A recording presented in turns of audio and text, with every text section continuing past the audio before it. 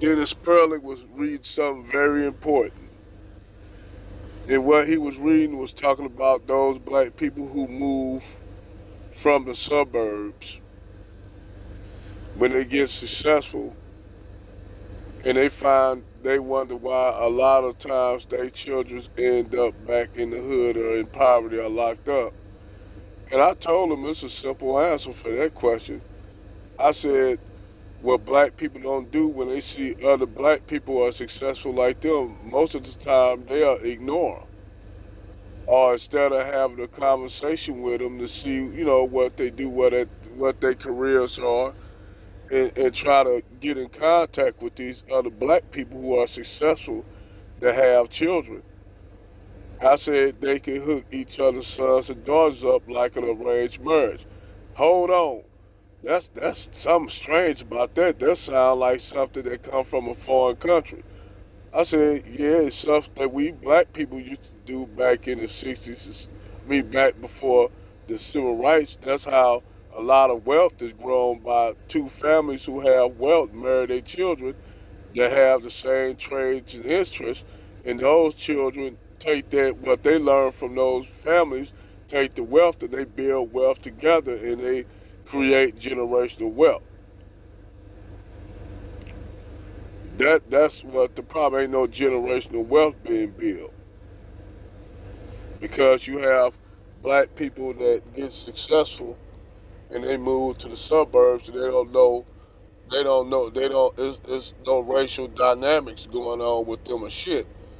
And then you wonder why Arabs and Indians are doing so well and they have generational wealth. Even though now even that shit's starting to break down with them because living in the West, the West pretty much corrupts systems.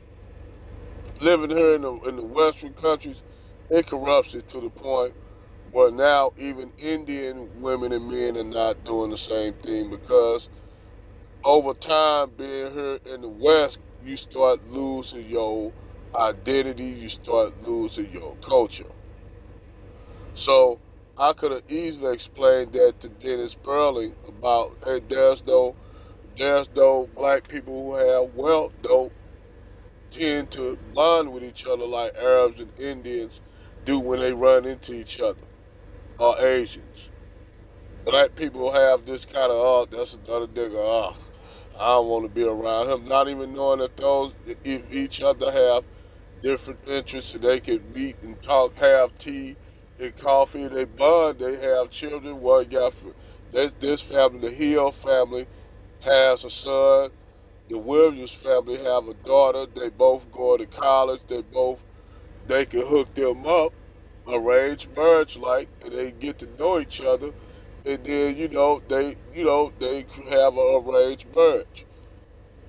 But by us being in a Western society, that's not conducive for this society because they don't want people. The elites really don't want people to create generational wealth because the more generational wealth your family has, the more wealth you have, the more you have a say so over shit.